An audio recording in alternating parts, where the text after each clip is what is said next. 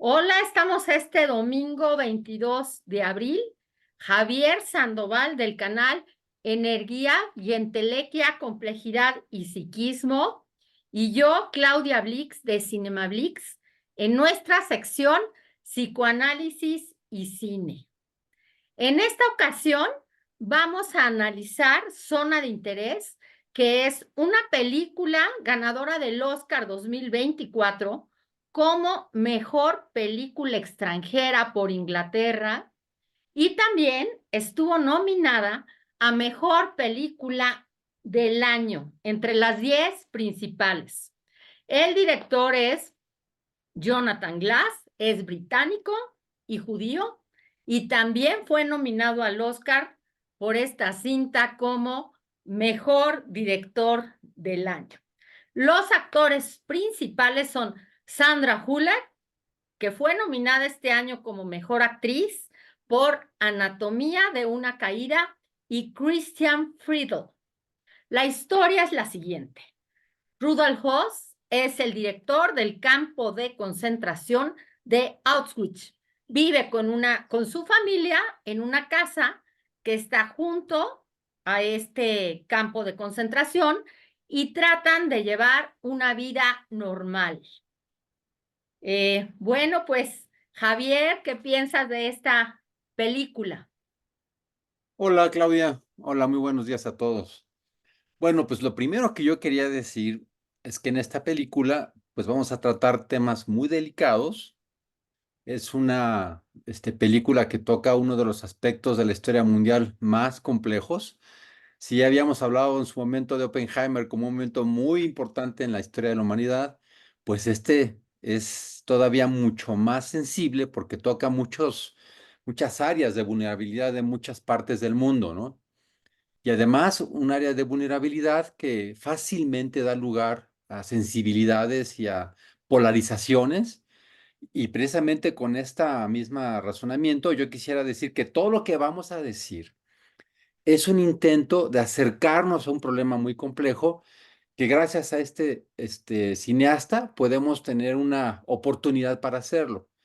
Por lo tanto, cualquier cosa que digamos es muy importante que no se tome como una consideración absolutista, parcial, única y polarizada, sino son elementos de aproximación hacia una contribución a la comprensión compleja.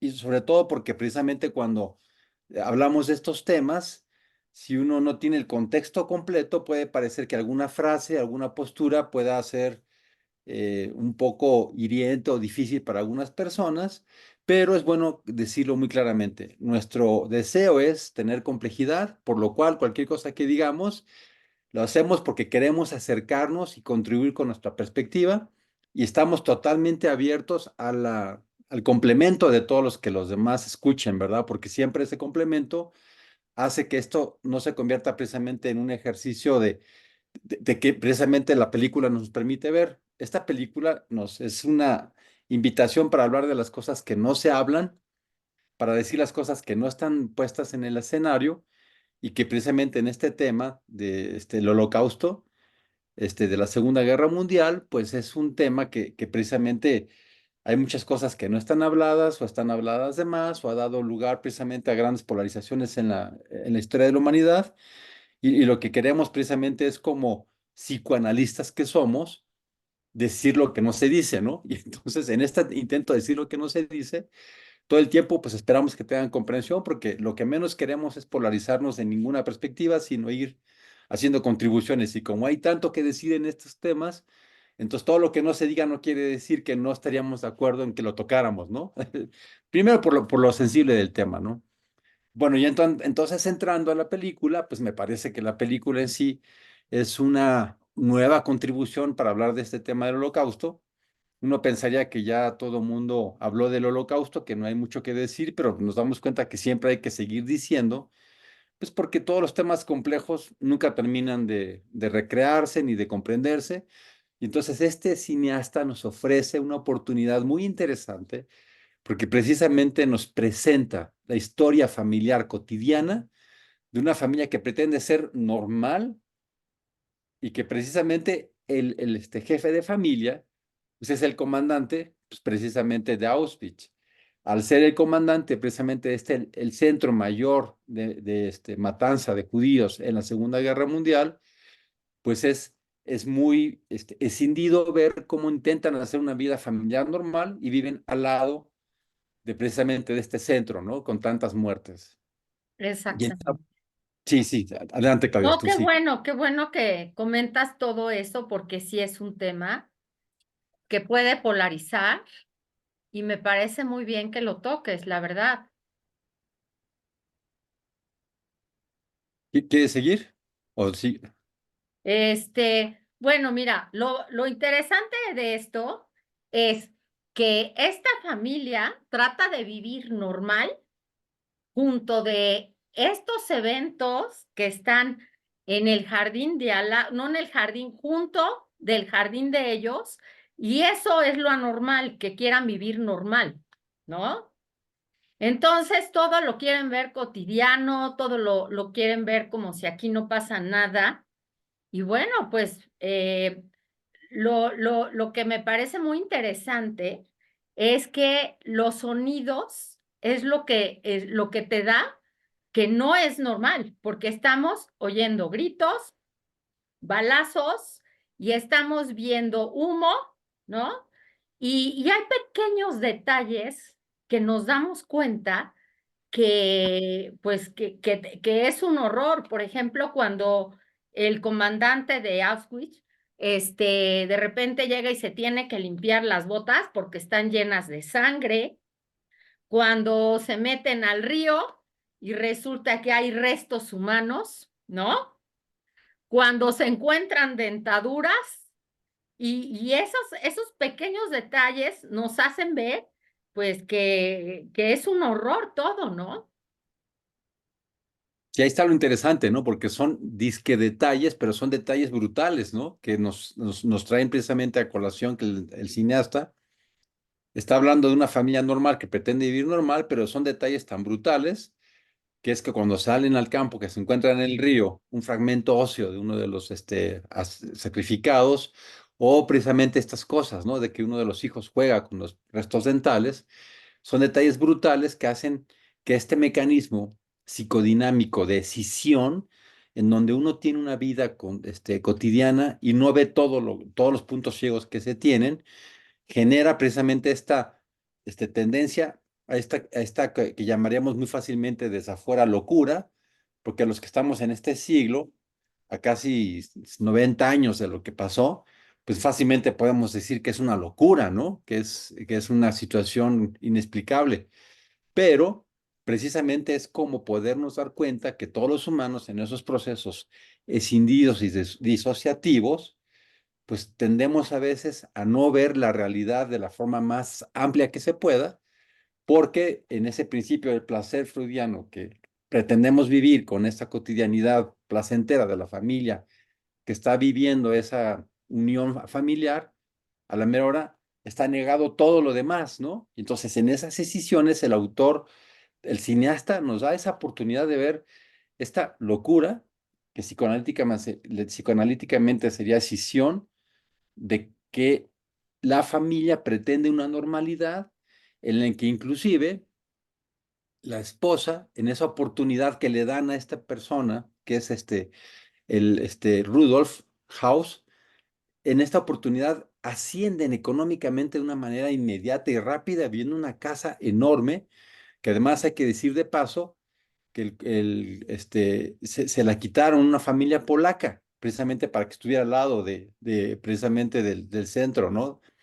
Y entonces, al quitársele, viene una gran casa, muy grande, y pretenden en esta ascendencia económica de una familia menos pudiente dentro de Alemania, de repente tener todas esas oportunidades, para ellos fue una gran posibilidad de vivir una mejor vida, pero a costa de una gran negación de todo lo que implicaba vivir al lado de ese trabajo que implicaba matar a tanta gente, ¿no? A millones de personas, al centro de mayor muerte de personas. Entonces, en esa decisión, parece que es donde ahí sí nosotros como psicoanalistas todo el tiempo pretendemos en nuestro trabajo que nuestros pacientes cada vez tengan más consciente aspectos que están en el inconsciente, que cada vez el preconsciente crezca más para que los individuos puedan vivir una mejor forma de estar integrados en la realidad y ver sus problemáticas, ¿no?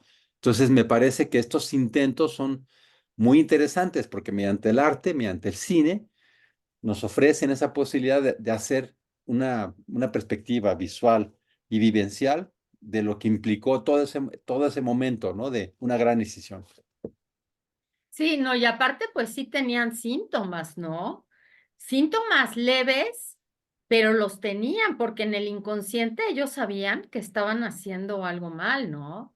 Por ejemplo, esta niña sonámbula, Rudolf, como llega un momento que vomita, ya no puede más y vomita. No lo quiere reconocer, pero vomita, ¿no? Y después los hijos que juegan a que uno lo encierra al otro en el invernadero, como si uno fuera el nazi y el otro fuera el judío. Están jugando a un juego donde están representando lo que están viviendo. No lo hablan, pero lo representan, ¿no? Y cómo la mamá, bueno, la mujer de Rudolf explota, ¿no? Y les dice pues a la servidumbre, que son judías, si no Ujú. me hacen caso, le digo a mi esposo que las haga cenizas, ¿no? Entonces ahí está todo, pero controlado, muy controlado, ¿no? Y la única persona que parece más coherente es la mamá de la esposa de Rudolf, o sea, la suegra, que Ujú. llega y primero está muy sorprendida, el jardín es precioso, la hija le enseña toda la casa, divina, y bueno, ella no puede vivir con el humo, con los gritos, y llega un momento que agarra su maleta y se va porque no soporta el horror, ¿no? El horror que su hija, que a mí es la que más me sorprendió, que jamás tuvo un síntoma de casi nada, ¿no? Porque entre los hijos, entre el esposo, algo había, pero ella estaba perfectamente controlada y no quería que la sacaran del paraíso, porque ella sentía que era el paraíso. Sí, de hecho así lo decía Rudolf, ¿no? Y haciendo nada más puntualización de las dos escenas que acabas de comentar, creo que es muy importante la escena en donde en el momento en que los hijos están jugando y que el hermano mayor mete de una manera violenta a su hermano dentro de esta zona que era precisamente como una especie de apartado. Ujú. Al hacer eso, la cara de él es muy interesante porque precisamente se ve esa parte sádica, maliciosa, ¿no? Es un juego donde se ve el sadismo y pues lo que no se dice, se actúa y los niños actúan pues, precisamente todo lo que está pasando. Y también de forma fina, la otra escena que comentas, el momento en que la coloca el vómito de él, el cuerpo que le dice, el cineasta lo maneja de una forma interesantísima porque tenemos a un hombre muy ocupado, un alemán muy ocupado, más preocupado en la eficiencia, de que precisamente el centro fuera eso que se pretendió, de una gran efectividad para poder matar a muchos de una forma muy sistemática, muy preocupados todos ellos en ser muy sistemáticos. Entonces él está lleno de ocupaciones, es como este hombre que está todo el tiempo muy ocupado en su trabajo, pero resulta que su trabajo es ser muy eficiente para matar el mayor número de judíos posibles. Y ahí es Mm. donde se empieza a ver un poco la locura que pasó en ese momento en Alemania, donde ahora sí podemos empezar a ver que este cónclave, ¿no? De un líder, que ha sido descrito yo creo que muy bien por Eric Fromm como narcisista maligno, Hitler, junto con su séquito más cercano, Goebbels, que precisamente también tiene una psicopatología muy importante, igual que Goering, que son de los que están más psicopatológicamente alterados en psicopatía y narcisismo maligno, tienen una serie de, ahora sí que de trabajadores intermedios que no gozan de ese lugar y privilegio del poder que están ellos en la cumbre y van dando órdenes, en este caso, precisamente a nuestro protagonista, que es el arquitecto, que es el comandante de Auschwitz, Rudolf Hoes, y él cumple órdenes y está muy ocupado en ser muy eficiente en un objetivo que es psicótico. ser muy eficientes al matar al mayor número posible de judíos posibles. Y hacen una gran empresa, ¿no? Muy bien, muy eficiente, ¿no? Escogen el centro para poder recibir al mayor número de judíos de toda la nación y hacen una empresa de mucha eficiencia, matando muchos judíos, millones de judíos. Entonces, una empresa completamente psicótica. Y ahí es cuando podemos ver cómo es que la humanidad de repente puede llegar a estos momentos psicóticos, donde un sujeto en el liderazgo, francamente narcisista, puede generar todo un mecanismo en donde todo el grupo y todo el Estado generó una serie de decisiones que ni siquiera tenían ningún objetivo en realidad empresarial que les fuera a dar algún beneficio, ¿no? Sino simplemente ya dentro de una psicosis, pues, porque ni siquiera estábamos hablando de estas cosas que luego nos quejamos, ¿no? De el capitalismo que hace que los grandes empresarios ganen mucho dinero, pero destruyen el país, destruyen la ecología, pues eso es como una crítica que se hace a las empresas, pero que son altamente efectivas, muy productivas, se gana mucho dinero. Aquí el objetivo es completamente psicótico, ser muy eficientes en matar a la gente. Y vemos ahí entonces a Rudolf muy ocupado en eso, ¿no? Todo el tiempo su mente está en eso y precisamente está tan ocupado en eso que lo vemos ausente de lo que está haciendo, matando judíos. Y ahí resulta interesante porque luego en la historia sí sabemos que cuando ya esta situación termine y los rusos logran tomar Berlín, pues en ese momento cuando los rusos pueden recuperar Berlín y se ve toda esta matanza que hicieron sobre los judíos, lo apresan y en el juicio él simplemente dice yo obedecía órdenes. Lo que hacía era cumplir mi trabajo. Y ahí es donde entonces ahora vemos este otro componente tan interesante, ¿no? Que bueno, yo te quería comentar cosas de eso, pero pues ya no, para no acaparar tanto el micrófono. No, está bien.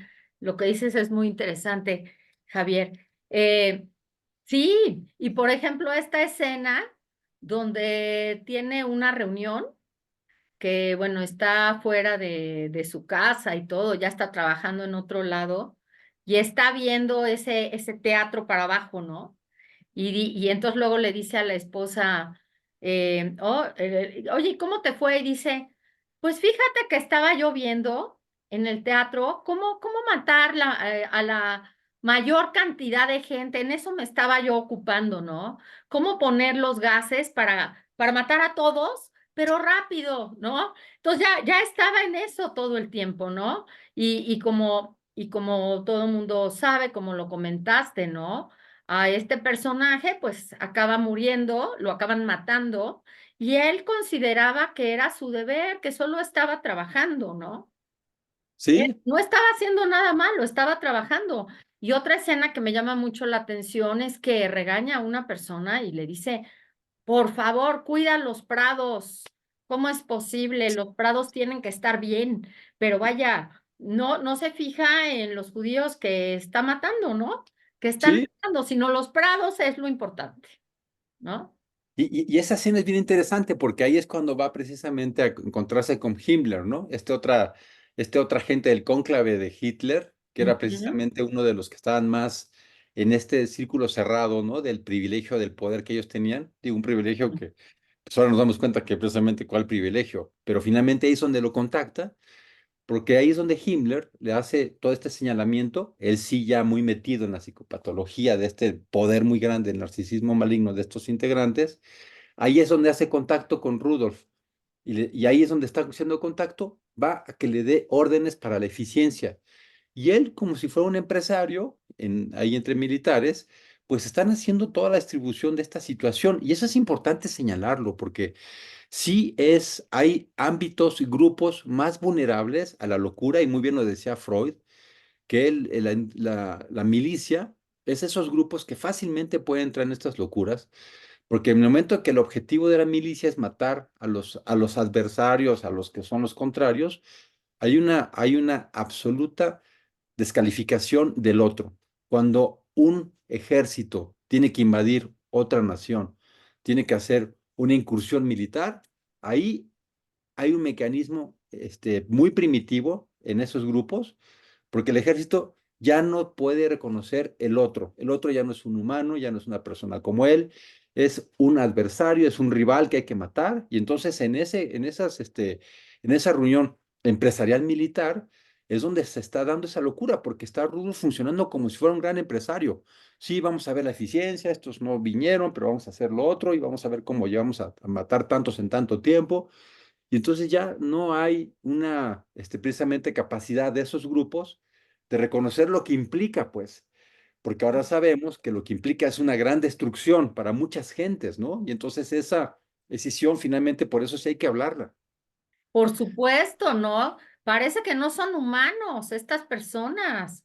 No, quién sabe dónde está lo humano, lo que te identifica, como tú dices, con el otro, pues quién sabe, están perdidos en la tarea completamente.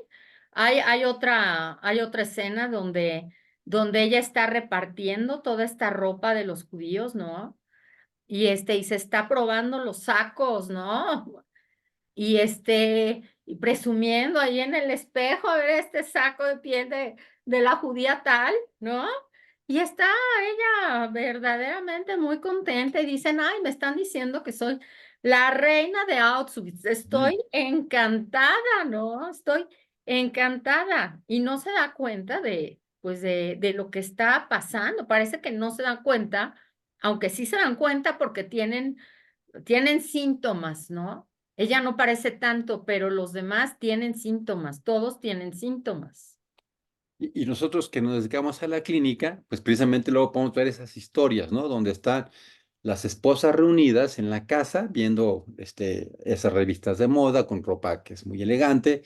Y como tú dices, pues es ropa muy elegante que se las han quitado a esas judías y entonces ni siquiera sabe, sin hacer una integración de dónde viene esa ropa y qué implica, pues están hablando de la moda y eso pasa en la actualidad, ¿no? Estas esposas que luego están en una vida muy cómoda y que lo único que hacen es decirle al marido, pues tú trae dinero y como lo consigas, ni me digas, ¿no? Como un poco en esa negación, que es un poco lo que escribe muy bien Anabel Hernández, ¿no? En sus libros Las Señoras del Narco, que lo que quiere hacer es que nos demuestra que esta vivencia del incremento del narco en la situación social cotidiana, hoy en México, por ejemplo, obedece a que ellos, los narcos, por sus problemas emocionales graves, se relacionan socialmente de tal forma que hacen esta inclusión, internación en la vida social mexicana, gracias a que hay esposas que los validan, mujeres que los validan socialmente, y esas mujeres viven en la negación de lo que está pasando precisamente dentro de la comunidad. Y entonces, esos grupos que provocan tanto daño y que precisamente hacen tanta agresión hacia la población, a final de cuentas están incluidos socialmente en una aparente vida hasta banal. Y yo quiero usar ahí con este nombre lo que muy bien después hizo Hannah Arendt, ¿no? Esta intelectual precisamente de origen judío que vivía en Alemania, en Königsberg, y que tuvo que emigrar desde 1933 fuera de Alemania debido a que pues, la situación era ya muy compleja para los judíos. Ella emigró y al llegar a Nueva York se convirtió en una gran intelectual. Y esta mujer, que era una gran intelectual, una filósofa de origen, pero que ella misma se denominaba filósofa política, después, cuando vienen los juicios de Eichmann, que por cierto precisamente estaba en relación directa con este mismo Rudolf, porque Eichmann era otro de los mandos intermedios para esta eficiencia, hacen primero a Rudolf, que es nuestro protagonista, le hacen su juicio en 1946, al año siguiente. Y a este hombre, a Eichmann, se lo hacen hasta 1961 porque él huyó a Argentina. En Argentina lo capturan y también ahí en un movimiento un poco controvertido, ¿no? Porque lo sacan sin decirle a Argentina, se lo llevan a Israel a enjuiciarlo. Hannah Arendt, como esa gran intelectual, filósofa política judía, es encargada de hacer la cronología precisamente del evento y entonces hace un reporte, ¿no? Que es precisamente Eichmann en Jerusalén. Y este reporte que hace, que es muy cuidadoso, ¿no? De una mujer muy inteligente, muy analítica, muy bien hecha, muy profesional, llega a una conclusión que es muy interesante para nosotros, ¿no? Porque ella esperando encontrar a ese gran malvado, a ese psicópata en Eichmann, pues, responsable de muchas muertes, resultó que esa esperada análisis de esta persona que iba a resultar en un gran psicópata, lo que más le sorprende precisamente de Hannah Arendt es que no encuentra ese malvado, sino lo que encuentra es un hombre obediente. Y ahí entonces donde Hannah Arendt habla de la banalidad del mal. Ya no es ese mal mayor que ya había descrito en sus otros libros de totalitarismo, ese mal maligno, sino es un hombre obediente, que simplemente seguía órdenes. Hasta dice que es un hombre chiquito, es un hombre intrascendente, es un hombre eficiente, pero sin esa maldad que todo el mundo esperaba, ¿no? Inclusive fue muy por eso muy atacada por la misma comunidad judía. Pero ahí está la grandeza de Hannah Arendt, porque ella en lugar de quedarse en este lugar de víctima y de reconocimiento negativo de lo que fue esa persona, ella va más allá de eso y hace un análisis lo más objetivo que pudo para decir que este hombre lo que tenía era que era obediente, ¿no? Y ese hombre normal, obediente, que es capaz de tener una incursión dentro de este sistema asesino, pues es como una muy buena forma de reflexionar para todos los humanos de que a veces simplemente el ser obediente y tener esa banalidad puede generar que uno sea parte de una cadena de agresiones sin darse cuenta. Y esto entonces creo que nos lleva a una reflexión que para nuestro gremio creo que es muy importante. El hombre normal, obediente, puede ser cómplice de una cadena de situaciones que se van eslabonando y donde todos vamos contribuyendo en ese proceso de destrucción, de generación de intolerancia al otro y que genera muchas secuelas emocionales. Sí, efectivamente, Javier. Y bueno, no nos vayamos tan lejos con esto de las esposas de los narcos, ¿no? Nosotros, por ejemplo, en México, ¿qué tanto no queremos ver el horror, ¿no? ¿Qué tanto no queremos ver las matanzas? ¿Qué tanto ya se nos vuelve súper normal ver los noticieros donde asesinaron a tantos, mataron, no encuentran, y ya estamos como la familia de Rudolf, ¿no? Muy contentos en nuestra casa, con nuestro jardín, con nuestra comodidad, y no vemos qué está pasando ahí tras nuestro jardín, ¿no? Sí. Es, Sí, efectivamente, todos estamos contribuyendo, ¿no? Porque no nos queremos dar cuenta, porque podemos ya no soportar tanto horror, ¿no? sí, sí, qué bueno que lo mencionas así, ¿no? Porque estoy totalmente de acuerdo. Aquí es donde ya a nivel psicoanalítico podríamos empezar a hablar de diferentes perspectivas que son muy importantes, ¿no? Yo pensaría aquí que cómo es que ahora podríamos hablar, por ejemplo, del narcisismo, ¿no? Ese narcisismo que me parece que Luis Hornstein como psicoanalista es un aportador muy interesante porque él ha traído la necesidad de que precisamente nosotros como psicoanalistas tengamos una visión compleja y el narcisismo lo toma como uno de sus grandes temas, ¿no? Donde ya no es como ahora sí como una figura así como extraña de una persona egoísta nada más, ¿no? Sino Horsten habla del fenómeno del narcisismo como ese que todos tenemos y que todos tenemos diariamente que superar. O Carl Gustav Jung, ¿no? Que habla del egocidio cotidiano que todos tenemos que hacer. Porque lo dices muy bien, Claudia, tenemos cotidianamente esta tendencia a hacer un proceso de negación de toda la agresión que hay en este país Ujú. y que nuestra comodidad, si no hacemos esta mención de lo que está ocurriendo, pues realmente somos cómplices, somos partes de esa misma infraestructura, ¿no? Entonces es como hacer una posibilidad de que la película nos muestra desde aquí, desde 2024. ¿Cómo es posible que estén tan locos y iban como si nada al lado de Auschwitz? Pero tú lo dices muy bien, Claudia. Nosotros mismos estamos en la comodidad de nuestra casa, viviendo lo que está pasando en este país, ¿no? Que es exactamente esa misma situación. Y claro, lo tenemos en casa, pero es lo mismo que las sociedades privilegiadas que no tienen tanto crimen organizado como nosotros, también son indiferentes a las matanzas que hay en otras partes del mundo, ¿no? Que hay genocidios continuamente, que hay ataques a los derechos humanos en todo el mundo y estamos como si nada. Y luego de repente sí hablamos de esto, ¿no? Del holocausto de 1940 a 44, todo el mundo habla, pero no hablamos del holocausto cotidiano, del que vivimos hoy por hoy, ¿no? Sino que estamos todos en nuestra con nuestra comodidad, conformes con esa agresión y entonces somos finalmente cómplices mientras no somos partícipes y sensibles de lo que estamos haciendo. Exactamente. Y por eso yo creo que es muy importante esta película, porque yo la sugerí en un grupo y bueno, una persona me dijo, es que estamos ya hartos del tema del holocausto. Le digo, es que es completamente diferente, porque nunca había habido una película desde el punto de vista de los nazis, donde no pasara a ningún judío, donde no hubiera una escena espantosa, ¿no? Donde no hubiera la sangre, sino cuál fue el punto de vista de los nazis, ¿no? Y aquí nos pasan este punto de vista, digo, de esta familia que vivía tan normal, tan tranquilo, ¿no? Y fíjate que el director hizo algo que me pareció maravilloso. Ya había filmado escenas grotescas, sangrientas, ajá, sobre toda esta parte de las matanzas de los judíos, todo, pero las decidió cortar. Dijo, no, Mm, quiero ser sutil.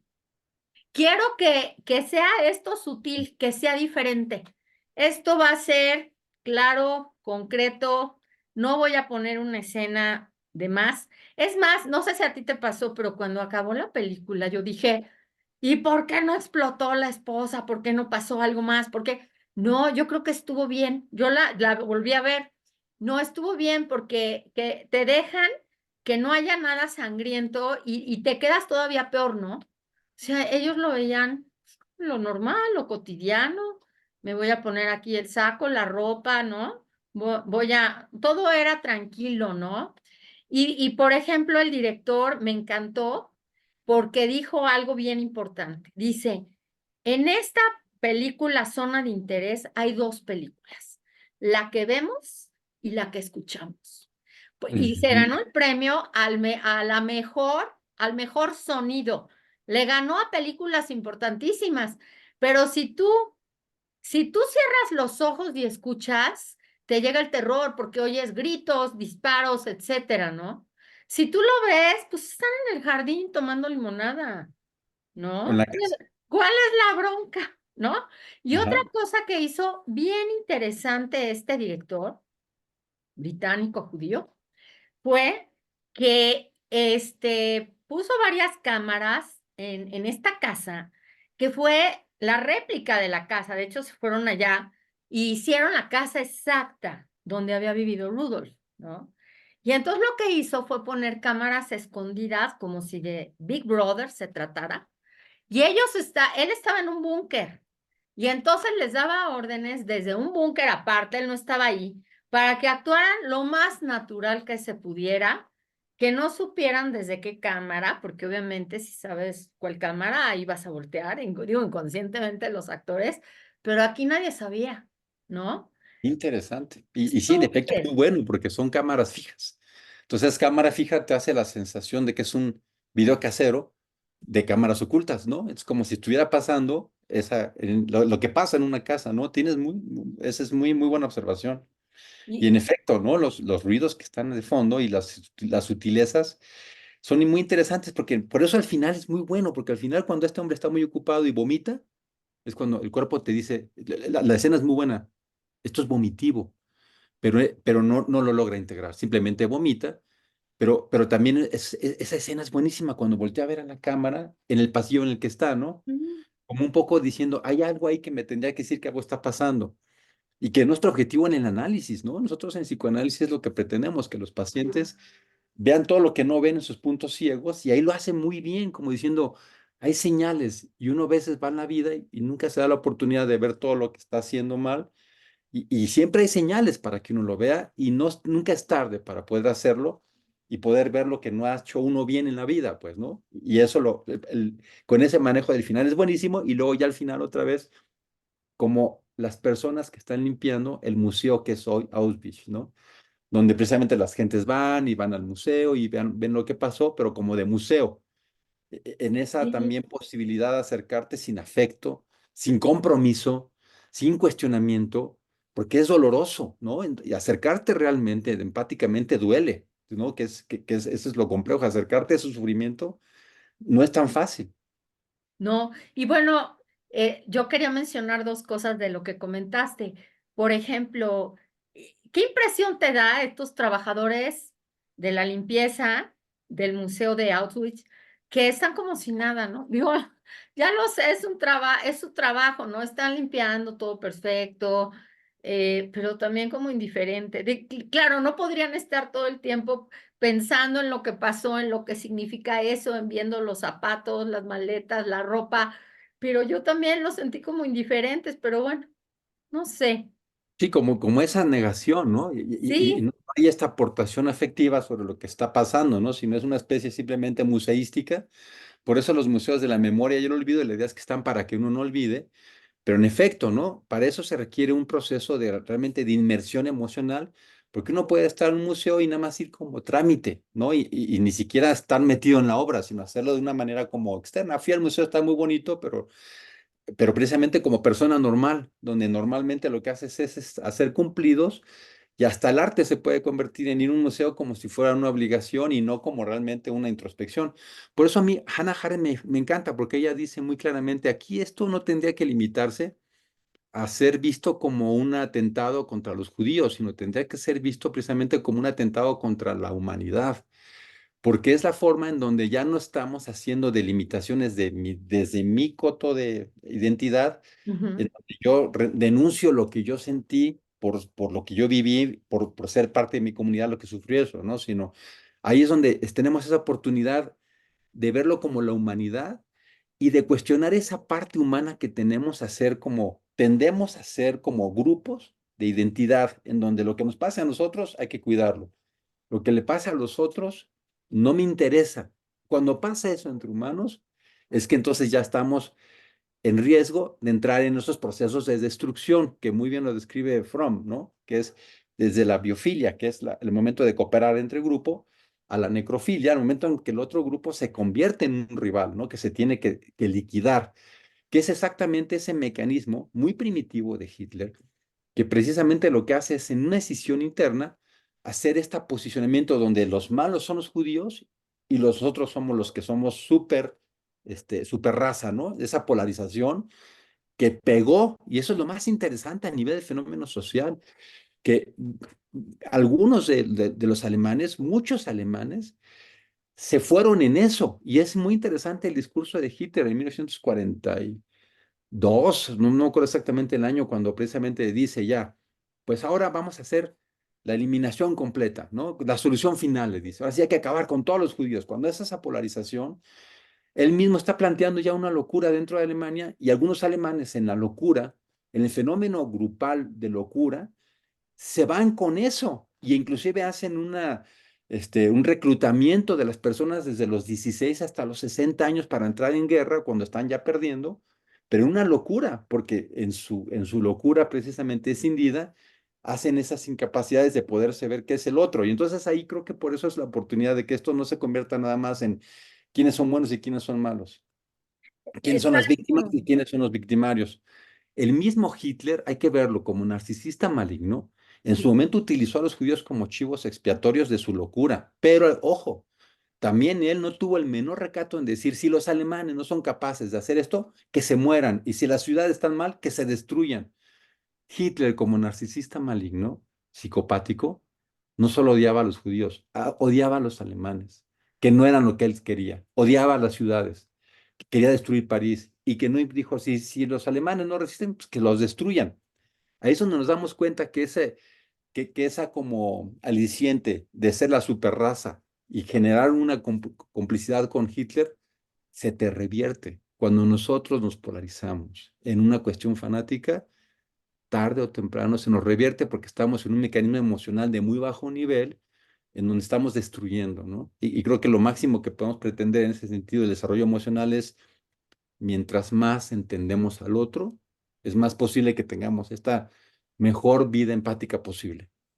Sí, y a mí lo que me sorprende, a ver si tú me puedes dar una respuesta, es, ok, este narcisista maligno Hitler podría estar lo mal que se puede estar, pero ¿cómo es posible que convenció a tanta gente? ¿Qué Eso pasó es allí? interesante. Es que, ¿por qué? O sea, él podría estar pésimo, pero ¿por qué convenció a tanta gente que él tenía razón? Fíjate, ahí, por ejemplo, Caes ha hecho, me parece, aportaciones que son muy interesantes, porque él cuando habla del narcisismo y en los grupos grandes y en los estados, pues precisamente retoma todo esto que ya hemos hablado una vez de Bion, ¿no? Cuando el grupo, cuando los humanos, cuando estamos en grupo y generamos una condición paranoica y una condición precisamente grupal narcisista paranoica, entramos en ataque-fuga, ¿no? Y aparte es contagioso, ese es el problema, es como el fenómeno de estadio que se describe, ¿no? La gente le entra al estadio y de repente los más regresivos son los que más fácilmente pueden llegar a pelearse en el estadio y agredir a otro. Los que hacen menos esa regresión, pues no se pelean, saben que están en un partido, ¿no? Y no se polarizan. Pero si la tentación del fenómeno estadio hace que entres en regresión, entonces, de repente ya tus valores dentro de ese campo pequeño generan una serie de condicionamientos de respuesta de grupo narcisista paranoica, en donde generas una posibilidad de que tus agresiones destructivas salgan, ¿no? Por eso es tan importante la visión también de Fromm, de biofilia, necrofilia. Todos tenemos el impulso a la destrucción y el impulso a la construcción. Y depende de las condiciones y mi situación de crecimiento, es que de repente pueden darse esas situaciones donde hay un placer sádico de sentirte poderoso al momento que estás alineado a un líder como estos, donde entonces ya no hay duda de que todo está polarizadamente puesto en ese lugar de orgullo narcisista, patriótico, racial, ¿no? Soy yo perteneciente a esto, y ese narcisismo, ese principio del placer que es el mismo del adicto, ¿no? Que cuando estás en ese momento de la intoxicación por la sustancia y del narcisismo con el principio de placer, es más fácil que entres en la negación del otro y que incluso, te salga lo sádico. Y ahí es donde está todo esto, esta dinámica que a mí me parece muy interesante de la perversión, ¿no? La perversión y el narcisismo. ¿Por qué será que la gente que comete abuso sexual a los niños generalmente es gente de poder, ¿no? Todo esto, pues, el libro de Lilia Cacho, cuando describe a gentes de mucho poder, que son los que ejercen esta prostitución del niño, es que en esa perversión narcisista, ese placer que tienes de someter a lo más débil genera esta salida placentera muy patológica de la destrucción, que según Fromm sería como la trascendencia de poder ser en ese momento algo trascendente, aunque sea dentro de la destrucción. Si no lo puedes hacer en la construcción biofílica, que es todos los días hacer un granito de arena, entonces mientras más regresivo seas, es más fácil que entres a esta destrucción sádica, perversa, negativa, ¿no? Y ahí me parecería que entonces el planteamiento que haces es bien interesante. Todos los días estamos expuestos a eso. La historia se puede repetir, podemos hacer lo mismo otra vez. Pues hoy vivimos una polarización en México, ¿no? ¿Por qué tenemos que estar Exactamente. polarizados, no? No teníamos que estar polarizados. En esa polarización ya no se entiende, ¿no? Ya no se razona. No, y bueno, muy interesante lo que dices. Y otra cosa que yo quería comentar de la película es que esa escena que dices del pasillo, que bueno, es grandiosa, a Ujú, lo mejor yo lo hubiera terminado ahí, ¿sabes? Ya no hubiera puesto lo de el museo, ujú. que la verdad no han puesto tantas películas, ¿no? Esa escena donde él está en el pasillo, ¿no? Y que ya lo felicitaron, eres lo máximo, estás contribuyendo a la mayor cantidad de judíos exterminados, bravo, lo has hecho muy bien, que baja por el pasillo, se queda viendo a un pasillo negro, completamente negro, ¿no? Como de muerte, y después ya baja y vomita, ¿no? Por ejemplo, y algo que me parece muy interesante es que Steven Spielberg, que bueno, es de mis cineastas totalmente favoritos, porque ha hecho todos los temas habidos y por haber, con una sensibilidad y maestría, dijo, la mejor película que existe del Holocausto es La lista de Schindler. Tiene toda la razón, ¿eh? Esa es la mejor. Y la después de esa película que la verdad yo hice, y ahí sí le aplaudo porque es verdad, sí, narcisista, pero bien, bien dicho, es la mejor, es esta, Zona de Interés. Esa es la segunda, para mí, la mejor hecha. Y bravo por esta película. Fíjate que qué interesante. Yo pensé lo mismo que tú sobre la escena final. De hecho, yo también pensé, dije, esto es más, sentí lo mismo que tú. Pero ahí me acordé un poco de Juan Rulfo cuando hace Pedro Páramo y que va con Arreola, ¿no? A ayudarle a corregir la novela. Y que como buena recomienda, como lo recomienda Cortázar, cuando ya tienes tu obra hay que recortar, recortar, recortar para que quede lo mejor. Y si Pedro Páramo es tan importante en la literatura universal, es porque es una obra recortada, porque precisamente te ofrece frases, pronunciamientos que te obligan necesariamente a estar en una tensión para complementar toda esa perspectiva que te da. Y en efecto, lo que lo hace grandioso es que hay mucho recorte, ¿no?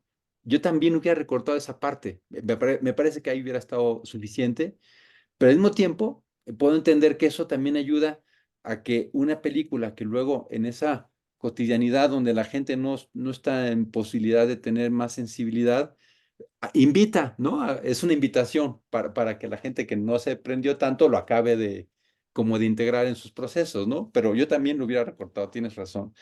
Oye, ¿y qué te parecieron las escenas donde salen los niños en este efecto, ¿no? Donde van ya con ¿Me ese... leíste el Ajá. ¿Qué te pensamiento? parece? Cuéntame. Mira, fíjate que ahorita mismo te iba a decir sobre eso. Resulta que esa chava existió. Esa niña que iba poniendo manzanas existió. Eran de una resistencia que dejaban comida a los judíos. Esta chava se llamaba Alexandra. Iba dejando frutas en la noche para que los judíos la pudieran tomar de alguna manera. Era una niña polaca y ella quería hacer algo por los prisioneros del campo de concentración y lo hicieron con una cámara térmica y entonces el calor registrado de la actriz era lo que salía. Entonces, a mí se me hace súper interesante que este gran director haya puesto eso, porque también nos está diciendo, no todos somos malos, ¿no? El ser humano no siempre es malo. O sea, hay gente buena siempre, ¿no? Siempre va a haber gente buena que va a hacer cosas buenas. Y esta parte que lo pone él con esto tan interesante, la cámara de la niña, de la chava con las manzanas, nos está hablando que hay una parte buena que quiere ayudar, que no puede ayudar mucho, ¿no? Pero está ayudando en algo, ¿no? En darle algo de alimento a esos judíos. ¿A ti qué te pareció? Oye, qué interesante, qué bueno que me dijiste eso, fíjate, porque yo no sabía eso y eso también me hace mucho sentido. Qué bueno que, sí, te digo, el último que dijiste es, siempre que alguien hace algo positivo, aunque sea un granito de arena, aunque sea una manzana puesta ahí, eso es lo que necesita el mundo, ¿no? En biofilia, necrofilia, mientras más gente hace su granito de arena, que precisamente lo dice Fromm muy bien, pues por eso la gente muy constructiva, mucha gente ni la pela, porque está todos los días haciendo un granito de arena que no es espectacular. Lo espectacular es ese gran poderoso, el presidente, el comandante, ¿no? Esos son los que todo el mundo ve. Y esta gente que sí hace todo eso todos los días, es por eso que el mundo sí funciona. Y es el antídoto Exacto. a la maldad, precisamente. Qué bueno que me dijiste eso, porque yo como no sabía eso, ahorita que ya me iluminaste más la película, con las escenas luminiscentes, fíjate, me iluminaste porque yo pensé que era como un simbolismo acerca de los cuentos que ahí mismo le cuenta, ¿no? Sí. Este Rudolf que está escindido porque mata gente todo el día y está en la noche ahí contándoles un cuento de Hansel y Gretel a sus hijos. Pues Hansel y Gretel es esta novela donde tienen que irse los niños al centro del bosque en Alemania porque se los van a comer, ¿no? Y entonces está lleno así como de simbolismos, ¿no? Al mismo tiempo van dejando la muestra y van buscando a ver si encuentran esa casa. Y esa casa está llena de dulces, entonces es una dulce, es niños que encuentran una casa con dulces, pero se los quieren comer, ¿no? Como esas ambivalencias. Yo por ahí lo veía más, que esas ambivalencias tan terribles que hay, que dentro de la dulzura está luego le dan como castigo. Pero ahorita que me dijiste, qué bueno que me dijiste cómo es, porque me iluminó más todavía la película. Oye, y otra cosa que sí quiero comentar es que una, una chavita toca una pieza en el piano, ¿te acuerdas? Sí, sí, sí, sí, sí. Esa pieza la compuso un hombre que sobrevivió de los campos de concentración de Auschwitz. Y entonces esa chava la toca, ¿no? Entonces está lleno como de símbolos, de detalles. Este es un genio, este director, la verdad, Pero ¿no? qué bueno que tienes toda esta capacidad de registrar toda esa información, porque entonces es como estas películas de culto que no terminan nada más cuando las dejas de ver, sino que ya con todos estos detalles todo ese contexto que tú estás ahorita ofreciendo, ¿no? Nos permiten como ubicar qué implica, porque otra vez aparece la esperanza, porque ahí estaríamos, ¿no? Decía Nietzsche, bueno, la única forma de perder un poco la locura humana es el arte, ¿no? O sea, finalmente, si no es a través de esa creación o esa creatividad, todo esto que es ser un ciudadano normal y muy bien portado, que hace todo su trabajo, pues acabas de repente en cosas inhumanas, destructivas, sin darte cuenta, precisamente de no estar como sublimado en tu vida, ¿no? Que es precisamente la posibilidad del arte. Exactamente. Javier, y pues no sé, este, ¿quieres decir algo más o ya Pues finalizamos? sí, vamos a terminar porque ya nos colgamos mucho, ¿no? Pues no sé, algún comentario final sería precisamente cómo es que todo lo que está en el proceso de la película es algo que en efecto ahora sabemos documentadamente cómo todas las secuelas emocionales que tiene una situación como esa, un campo de concentración como este con tanta muerte, genera trastorno por estrés postraumático, depresión, trastorno por angustia, una serie de complicaciones emocionales muy importantes que inclusive se van a nivel transgeneracional y que causan mucho daño. Entonces, no solamente la película es un poco como la conciencia, ¿no? Sino que es como poder decir, la humanidad, mientras permitamos más esa escalada de violencia, nos destruimos más. Entonces sí tiene que haber, así como estas cosas, qué lindas que dijiste, esas pequeñas cosas que vayan como desactivando, ¿no? Pero pues nunca terminaríamos de hablar de esta película. No, y bueno, yo se las quiero recomendar, no se la pierdan, está en Prime Video, hay que verla. Si no la pudieron ver en pantalla grande, que siempre es lo mejor ir al cine, véanla en Prime Video. Pues ¿Eh? muchas gracias. Hasta luego, espero que les guste. Bye. Bye.